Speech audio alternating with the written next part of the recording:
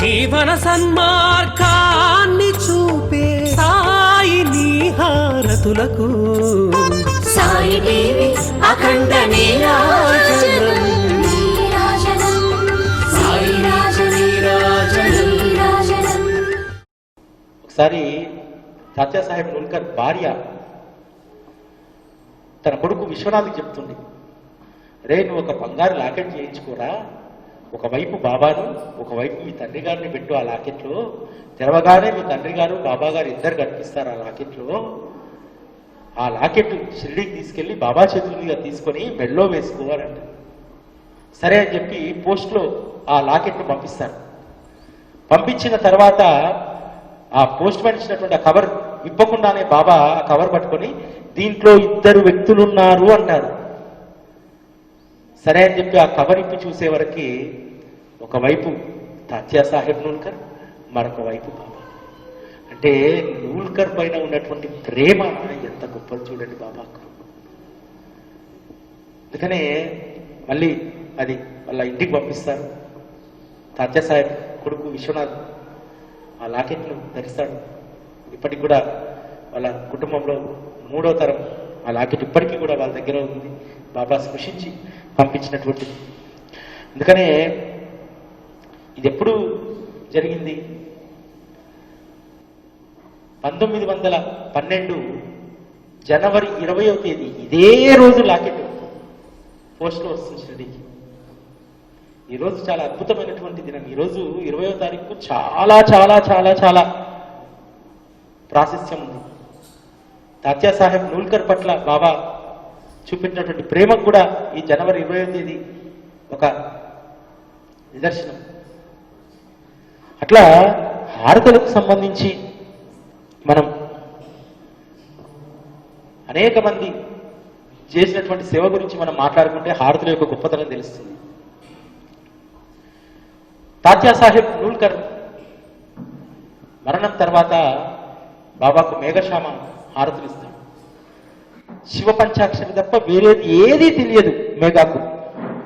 అటువంటి మేఘాను తీసుకొచ్చి బాబా హారతులు ఇచ్చేటువంటి పనిలో పెట్టుకుంటారు.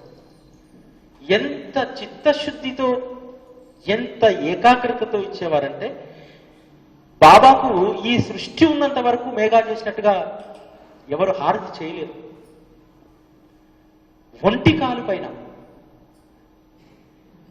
కాలు పైన బాబాకు హారతి చేస్తారు. బాబా మేఘా యొక్క సేవను గుర్తించి మేఘాకు తను ఎంతో ఇష్టపడేటువంటి శివలింగాన్ని నిర్మించిస్తారు. మేఘా పూజించినటువంటి ఆ శివలింగాన్ని మేఘా మరణం తర్వాత బాబా స్వయంగా దీక్షిత్వాడ నుంచి దాన్ని తెప్పించి గురుస్థాన్లో ప్రతిష్ఠింపజేస్తారు. గురుస్థాన్ వెళ్ళినప్పుడు, గురుస్థాన్ ప్రదక్షిణలు చేస్తున్నప్పుడు మనకు ఖచ్చితంగా మేఘా గుర్తు రావాలి. మేఘా ఖచ్చితంగా అక్కడ మనం స్మరించుకోవాలి.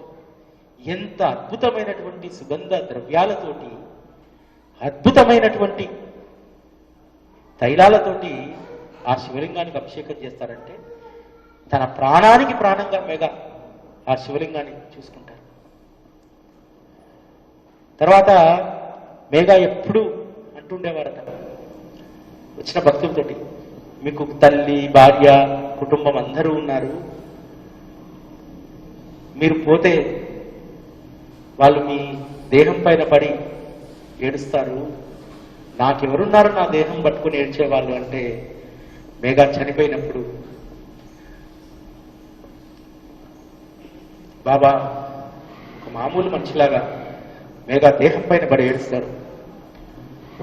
ఒక భక్తుడి దేహం పైన పడి పరమాత్మ ఏడవడం అంటే ఈ సృష్టిలోనే అది తొలిసారి అనుకుంటా.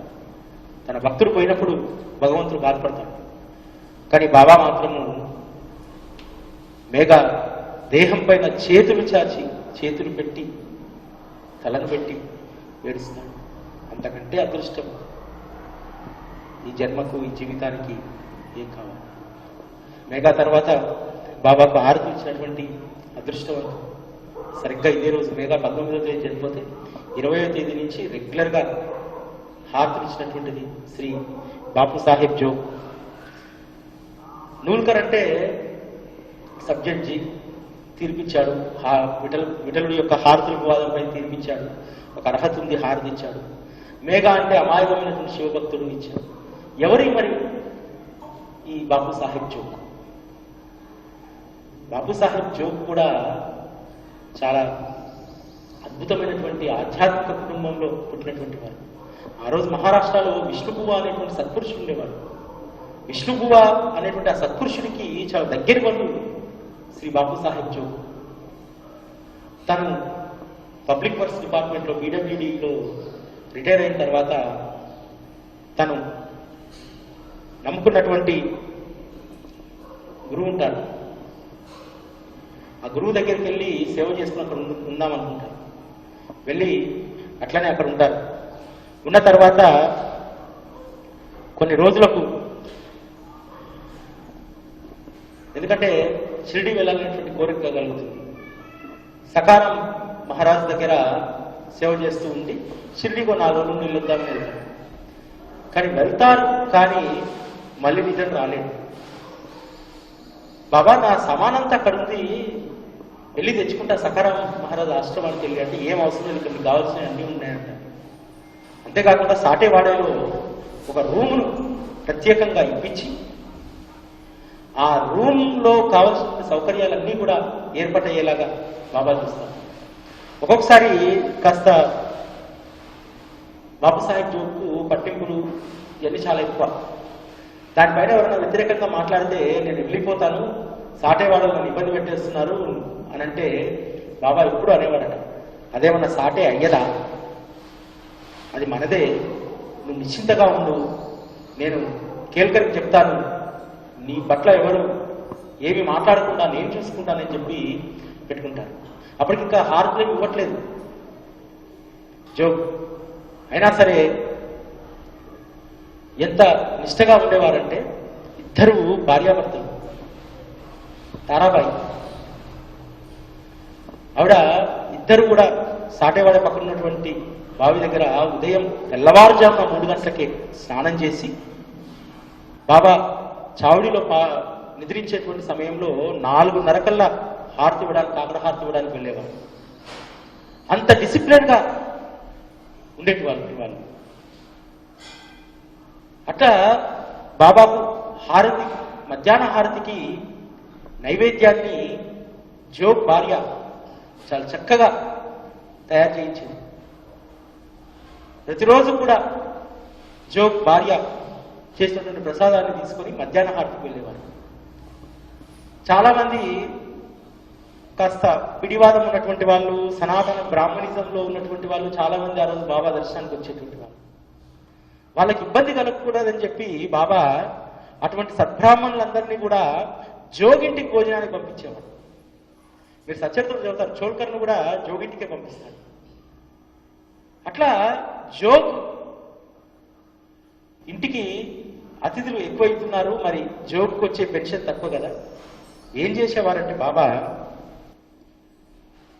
మధ్యాహ్న హారతికి అందరు ప్రసాదాలు తీసుకొస్తారు కదా, తీసుకొచ్చినటువంటి ప్రసాదాన్ని అన్నింటినీ కూడా ఒక మూట కట్టి జోగ్కి ఇచ్చి నువ్వు ఇంటికి తీసుకుపోవనేవాడు.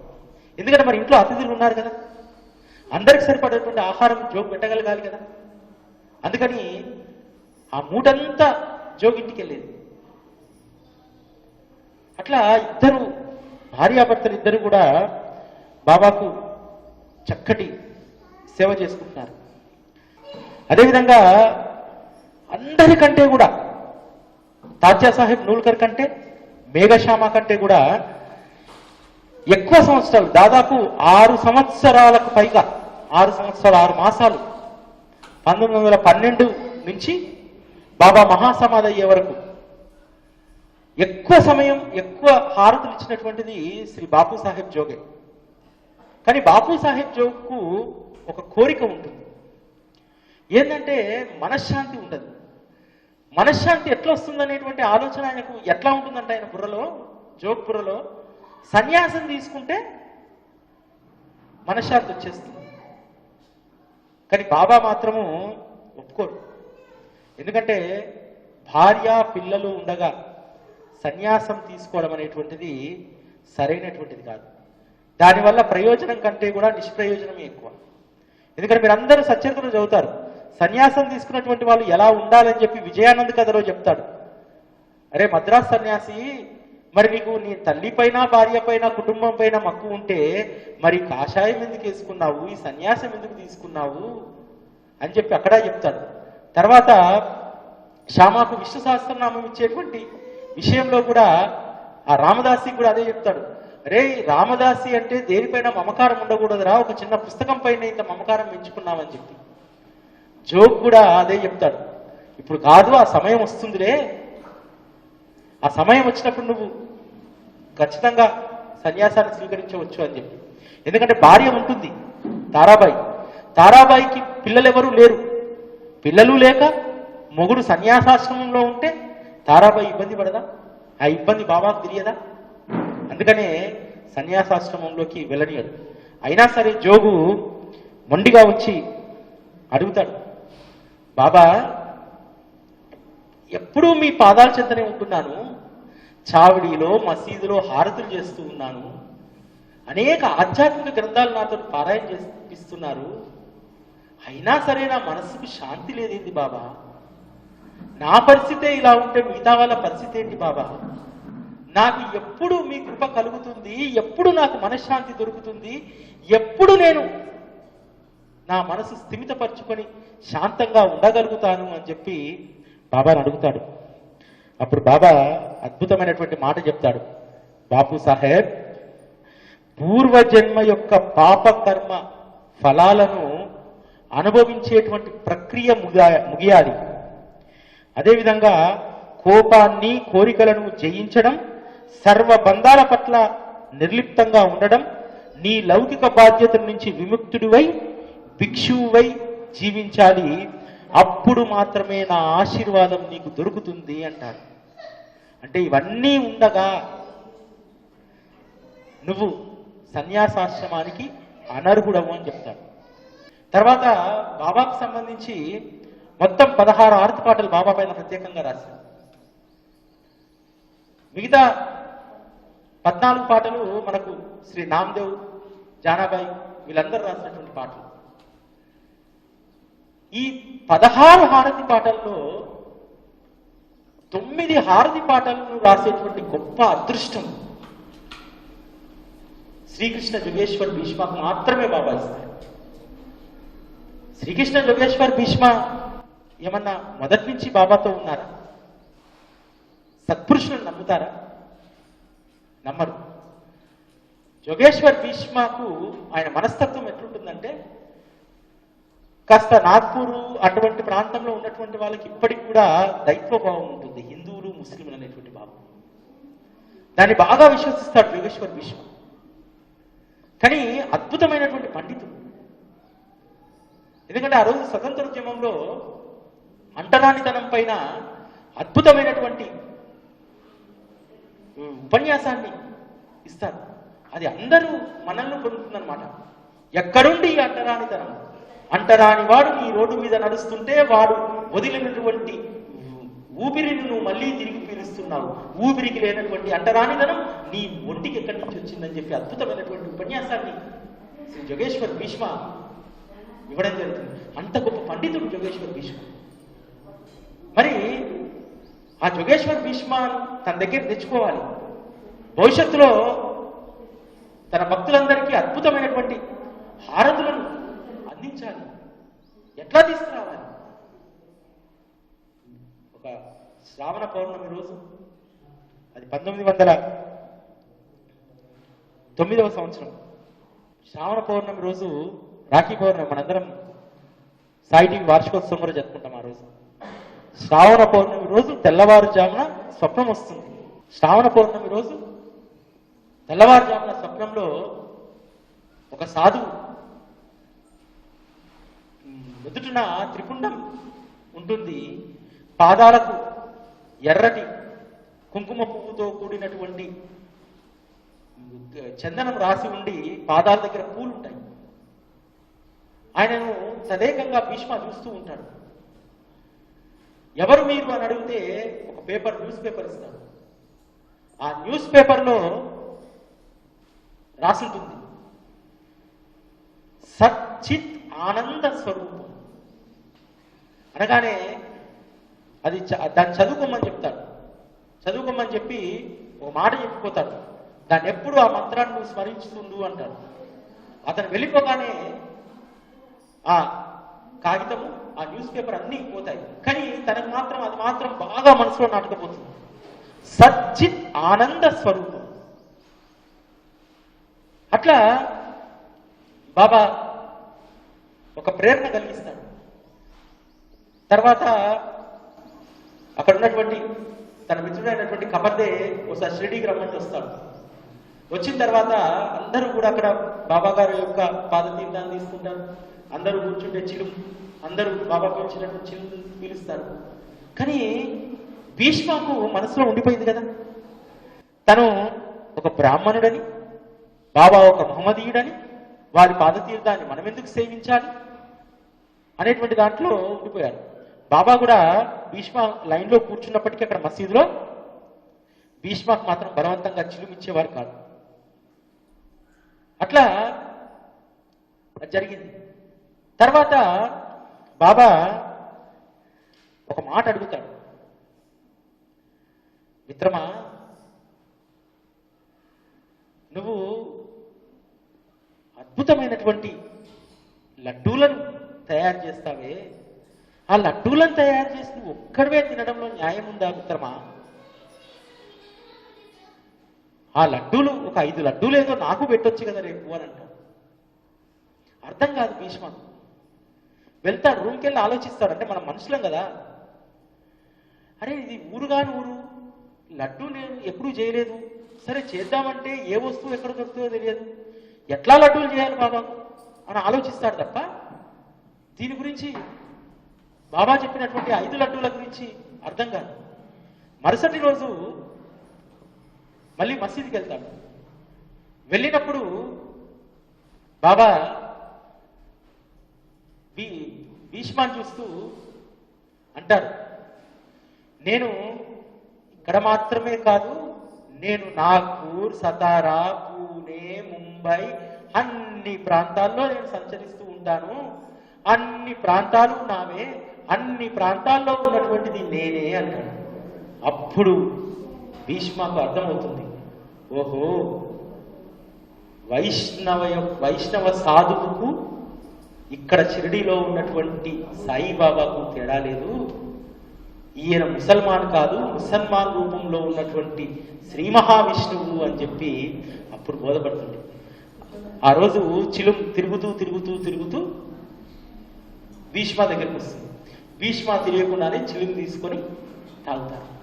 తెలియనటువంటి ఒక అద్భుతమైనటువంటి ఆనందం, ఒక తాండవత్వం తనలో చేసుకుంటూ బసకెళ్తాడు. వెళ్ళి కూర్చొని రాస్తాడు. ఇంకా కవిత్వం పొంగుకుంటూ వస్తుంది. అద్భుతమైనటువంటి 5 హారతి పాటలు రాస్తాడు. రాసి బాబా దగ్గర తీసుకుపోయి ఇప్పిస్తాడు. అద్భుతంగా ఉన్నాయంటారు అందరు. తర్వాత మరొక 4 పాటలు రాస్తాడు. భీష్మ రాసినటువంటి అన్ని హారతి పాటలు కూడా చాలా అద్భుతంగా ఉంటాయి. మధ్యాహ్న హారతిలో మనం పాడుకునేటువంటి జయదేవ జయదేవ దత్తావధూత చాలా అద్భుతంగా ఉంటుంది. తర్వాత ఆతా స్వామి అదొకటి, తర్వాత శేషహారతిలో ఉన్నటువంటి పాటలు ఇవన్నీ కూడా చాలా అద్భుతంగా ఉంటుంది. కాగడహారతిలో ఉన్నటువంటి పాటలు కూడా భీష్మ రాసినటువంటి మొత్తం బాబా పైన 16 పాటలు ఉంటే భీష్మ అనే 9 పాటలు రాస్తారు. దాసర్ మహారాజ్ గారు 2, మాధవర్కర్ 1, ఉపాసని మహారాజ్ 1, మోహినీరాజు 1. అత్యధికంగా బాబా పైన ఆర్తి పాటలు రాసినటువంటి గొప్ప వ్యక్తి, అదేవిధంగా గొప్ప పండితుడు శ్రీ జోగేశ్వర్ భీష్మ. తన మొదటి పుట్టినరోజు సందర్భంగా వరాల సాయి మందిరం యొక్క మొదటి వార్షికోత్సవం సందర్భంగా మనకిస్తున్నారు. మన కోసము, మన యోగక్షేమాల కోసము ఆయన తన సన్నిధిలో 52 గురువారాల పాటు వ్రతాన్ని చేసుకుంటారట. అంత అద్భుతమైనటువంటి అవకాశాన్ని బాబా మనకిస్తున్నారు.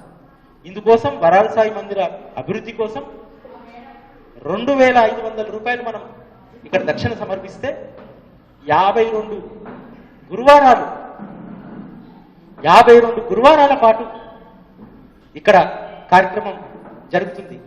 మీ గోత్రనామాలతోటి 52 గురువారాలు ఇక్కడ పూజ చేయడమే కాదు, ఆ పూజతో పాటు మధ్యాహ్న హారతి, ముఖ్యంగా మన పేరు మీద మధ్యాహ్న హారతి. ఎందుకనంటే మీరు బాగా గుర్తుపెట్టుకోండి, 2500 రూపాయలని కనుక మీరు 52 వారాలకు విభజిస్తే మీరు వారానికి బాబాకి ఇస్తున్నటువంటి దక్షిణ 48 రూపాయలు 75 పైసలు. 48 రూపాయలు 75 పైసలతోటి మన ఇంట్లో కూర్చొని పూజ జరుగుతుందో లేదో అనేటువంటి టెన్షన్ లేకుండా మన ఇంట్లో కూర్చొని మన టీవీలో చూసుకుంటాం. కాబట్టి ఇంత సువర్ణమైనటువంటి అవకాశం ఎక్కడా రాదు.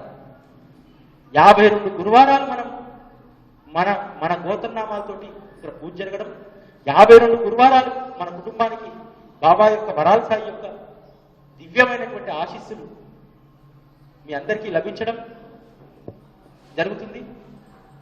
అదేవిధంగా ఇంకొక విషయాన్ని మీకు ఇక్కడ ప్రస్తావించదలుచుకున్నాను.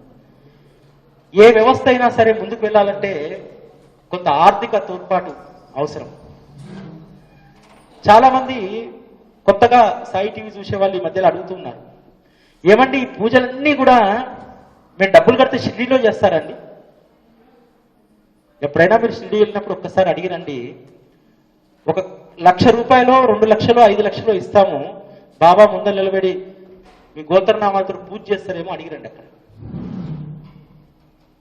ఎక్కడా చెయ్యరండి. ఎవరైనా సరే షిరిడీలో మీ పేరు మీద పూజ చేయిస్తాము అని అంటే అది మోసం, బాబాను మోసం చేసినట్టే. కాబట్టి ఇక్కడ వరాల సాయి మందిరం అనేటువంటిది చాలా మహిమ కలిగినటువంటిది. ఇక్కడ మాత్రమే అవకాశం. మిగతా గుళ్ళల్లో మీరు వెళ్ళినప్పుడు వెళ్తేనే పూజ, ఇక్కడ రావాల్సిన అవసరం లేదు, మనం ప్రయాసపడాల్సినటువంటి అవసరం లేదు. చక్కగా మన ఇంట్లో కూర్చొని పూజ చేసుకోవచ్చు. చాలా అందరూ కూడా జాగ్రత్తగా గుర్తుపెట్టుకోవాల్సింది ఏంటంటే, మనం ఎక్కడైతే మొక్కుకుంటామో అక్కడే చెల్లించడానికి ప్రయత్నం చేయండి. దయచేసి సముద్రంలో నీళ్ళు మళ్ళీ మనం చెంబు నీళ్ళు పోస్తే అక్కడ ఉడిగేది ఏమీ ఉండదు.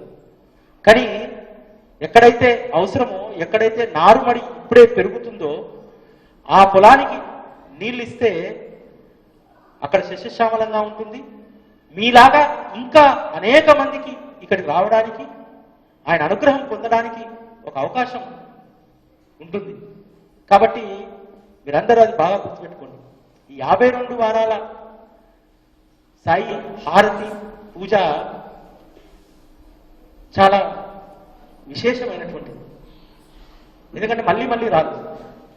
ఎవరైతే ఈ 52 గురువారాల పూజలో పాల్గొంటారో వాళ్ళందరికీ కూడా చక్కటి వరాల సాయి చిత్రపటం, అదేవిధంగా మనం ఆ రోజు జ్ఞాన సరస్వతి హోమం చేస్తున్నాం, ఆ హోమ ప్రసాదం, ఇవన్నీ కూడా ఈ 52 గురువారాల పూజలో పాల్గొనేటువంటి వాళ్లకు అందజేయడం జరుగుతుంది.